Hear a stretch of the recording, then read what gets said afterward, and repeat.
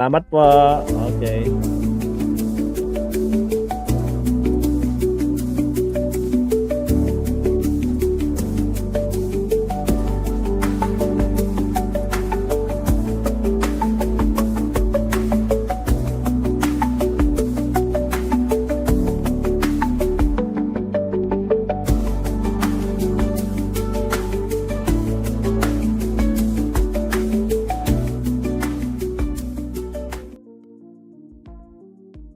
Alright, mega love shout out. Nandito naman tayo kay Attorney Enzo Recto, mga kakabsat. Ito, pakinggan naman natin.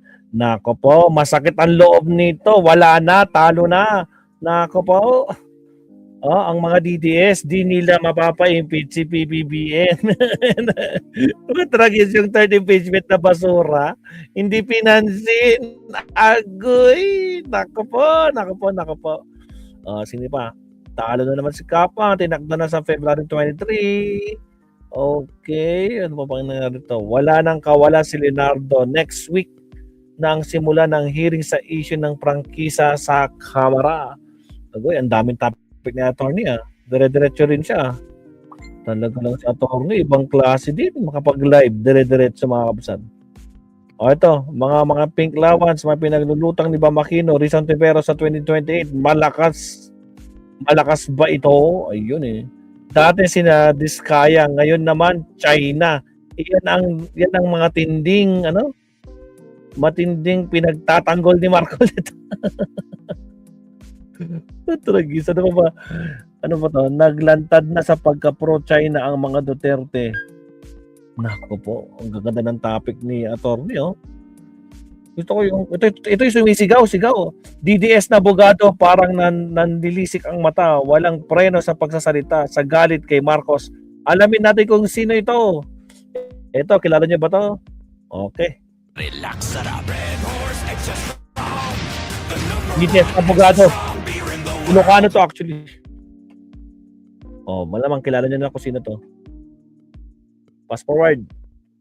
Nang maraming paligoy-ligoy pa, diretso sa punto na. Maiksi lang ang komentaryo, pero diretso sa punto. Maraming kuro-kuro, may wali, may totoo. Dito, sa punto, diretso tayo. Punto, diretso. Makapasok, shoutout. O mga kabunyog, pag-usapan natin itong topic natin ngayon. Itong si Attorney Harold Respicio. Respicio. Hindi ko ito personally kilala. Pero nakita ko ito noon yung Una kong nakita ito noon yung tapos yung elections. Yung elections ng Mayo. May dayaan daw sa elections. Yung sa sa sa automated election system natin.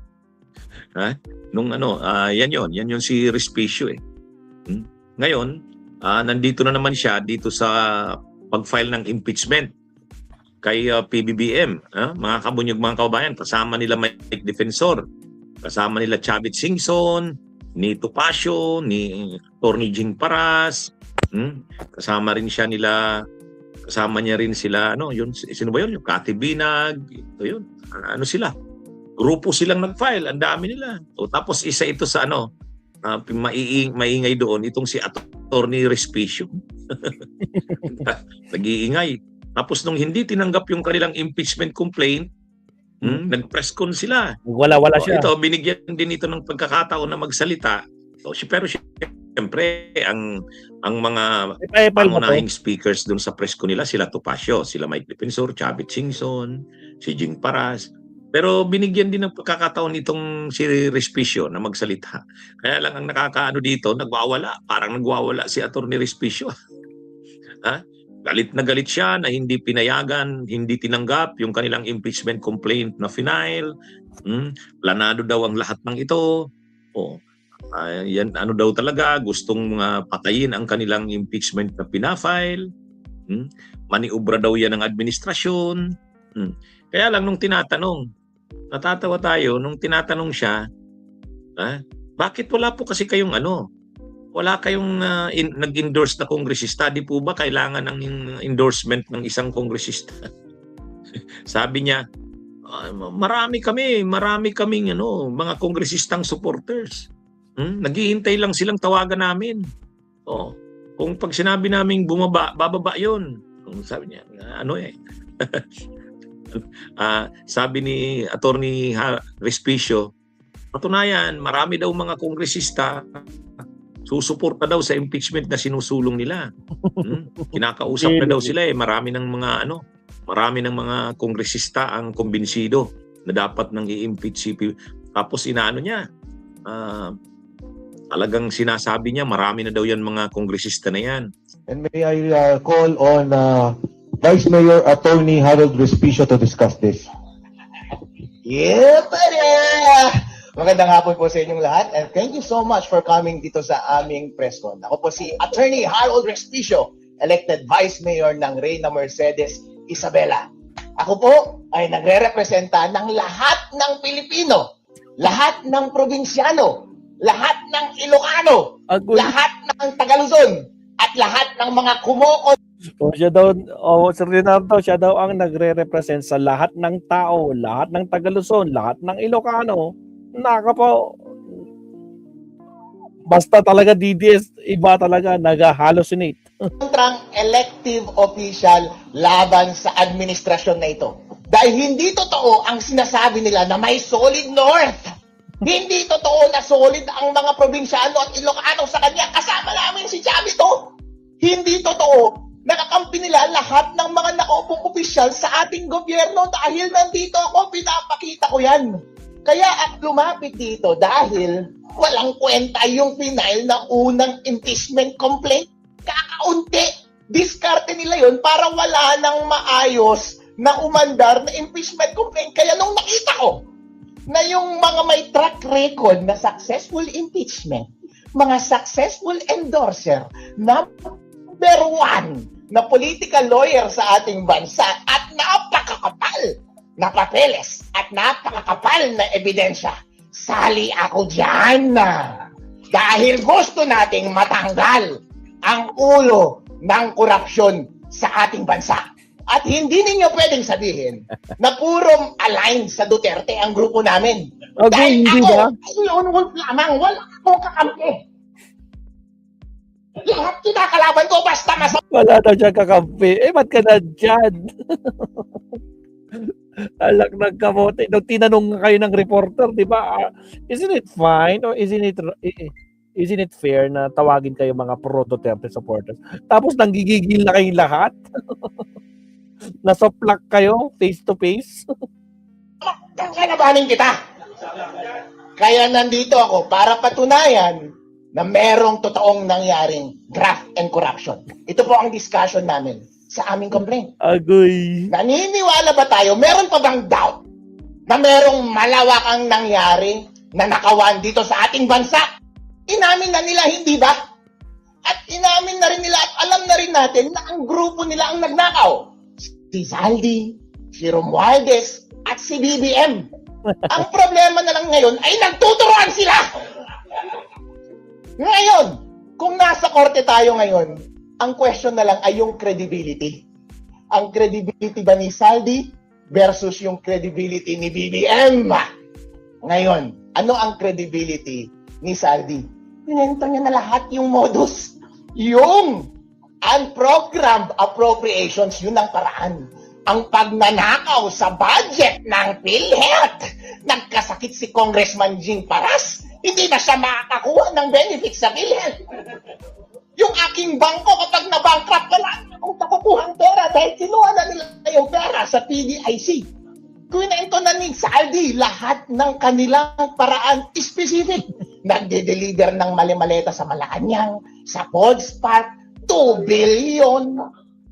Ayun ang daming pera. Bilyong-bilyong salapi ang dinideliver amongst them.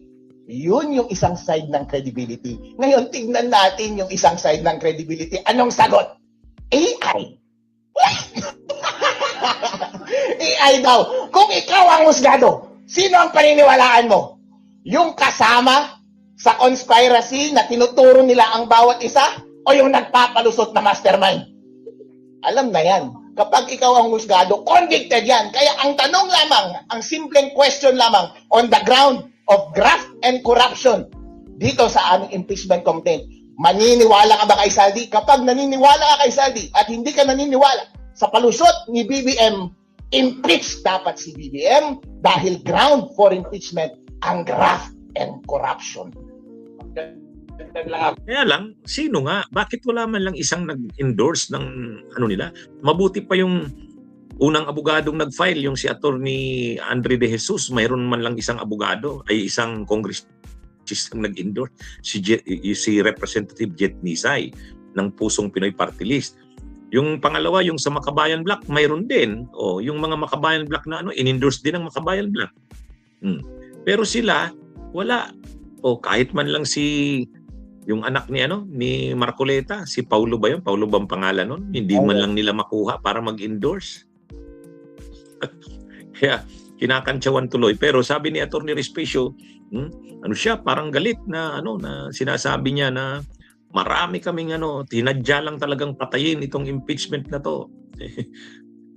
Tapos sabi niya, sila daw ng mga Ilocano, nagdesisyon na daw sila na parang it-will na si Marcos. Marami daw silang ebidensya na Kaya lang, yung sinasabi nilang maraming ebidensya, paano mo ma-present yun kung hindi mo ma-file yung impeachment mo? Kaya ang problema, paano mo ma-file ang impeachment mo? Wala namang kongresistang nag-i-endorse. Tapos kung hindi man tinanggap yan nung Biyernes, ay di dapat dalhin mo sa Lunes, i-refile mo uli. Kaya lang hindi na daw sila magre-refile. Ang dami mong sinasabi na maraming kongresista ang susuporta na. O di sayang nun. Kung totoong maraming kongresistang susuporta sa'yo, parang nakakasigurado na kayo na makakalusot sa Kamara kasi requirement doon 1/3. O ba't hindi nyo isulong? Marami na raw silang mga testigo, handa na. O, kung talagang confident kayo na matibay ang grounds nyo, maraming ang kongresista ang magpa-file, tapos ay talagang marami na kayong mga testigo at ebidensya, mga testigo na handang magtestigo sa impeachment, ay hindi lalong hindi ka papayag na hindi talaga ma-file yung impeachment mo. Di ba? Parang illogical. Galit na galit ka na hindi pinayagang makapag-file. Dahil sabi mo, mabibigat ang mga akusasyon mo doon at mayroon kayong mga testigo at mayroon kayong mga kongresista na handa nang sumuporta sa inyo na kapag nagbutuhan na ay boboto para sa impeachment. Kung ganun ka kakumpiyansa, ganun ka kasigurado, magagalit ka talaga na hindi maituloy ang impeachment, ay ilalaban mo ito, ano man ang mangyari. Ngayon, hindi naman nila pinaglaban eh. Pwede ka naman bumalik nung Monday. Pag hindi pa rin tinanggap nung Monday, sorry. ay talagang grabe na yan. Obvious na talaga yung maniobra sa. Buti pa yung Makabayan Black. Sa totoo lang. Nakapasok. Yung Makabayan Black, nakapag-file sila. Kaya, in-endorse na ngayon. Nirefer na ng Rules Committee sa Justice Committee. Na yun. Maghihiring na yun, yung Justice Committee. Sila, wala na. Hindi na sila pwede. Hindi na makakapag-file yun. Sila Respicio, sila Defensor. Sigurado magagalit na naman yan. Magagalit na. Kasi na-trigger na yung 1-year bar rule. Hindi na sila pwede mag-file. Ang nakalagay sa Constitution, kapag may na-initiate na yung impeachment complaint, hindi na pwede mag-entertain ng another impeachment complaint. Na-initiate na ba yung impeachment complaint? Yes. Initiated na yon dahil na-refer na sa Justice Committee. 2 impeachment complaints ang na-refer sa Justice Committee. So yun na yun. Yung kila Respicio, yung kila Mike Defensor, wala na yun. Kung may plano sila, nagagalit na naman sila. Sigurado. Magwawala simple lang naman sanang ginawa nila eh. Kaya lang ito, nakakatawa itong si Atty. Respicio. Talagang galit na galit. Nanlilisik ang mata pag nagsasalita ito. Nagwawala. Nagwawala. Walang preno. Talo pa nito talo pa sino bang nito? Ibang klase rin tong si Atty. Respicio eh. Ibang klaseng Lawyer din. Pag nagsasalita, talagang walang preno. Magpa-partner sila nila Topacio. Agoy. Partner sila ni Topacio. Kaya lang, paano pa nga? Yung sinasabi nilang preparado sila, maraming testigo sila na nakaredy na, maraming kongresistang susuporta. Paano mangyayari yan? Ha? Hindi naman sila, kinakalaban nila yung nag-file ng unang impeachment. Sabi nila, ano yan? Ano naman yung peke daw yon, yung attorney na nag-file. Yung Makabayan Black, hindi naman sila i-welcome nun. Yung Makabayan Black, nag-file talaga yun ng impeachment complaint bilang pero hindi yan makikialyan sa Duterte. Hindi yun makikialyado sa Duterte. Yung Makabayan Black, o di pa paano sila? Magdadada na naman lang sila sa labas. Ibig sabihin nun, hindi naman talaga sila desisyonado sa impeachment nila. Propaganda lang talaga ang habol nila. Anyway, ano natin yan? Bahala na sila dyan sa kanila. Salamat. Bunyog, halika na kasama ka. Tawagin natin siya sa pangalang Attorney Putak-Putak. Masakit ang loob nun, sigurado. Siya, mag-last topic tayo. Siyempre, sa ating paborito, wala nang iba. Attorney Claire tayo, mabsad. Kumusta natin sa Attorney Claire? Naka-live ba siya? Nako!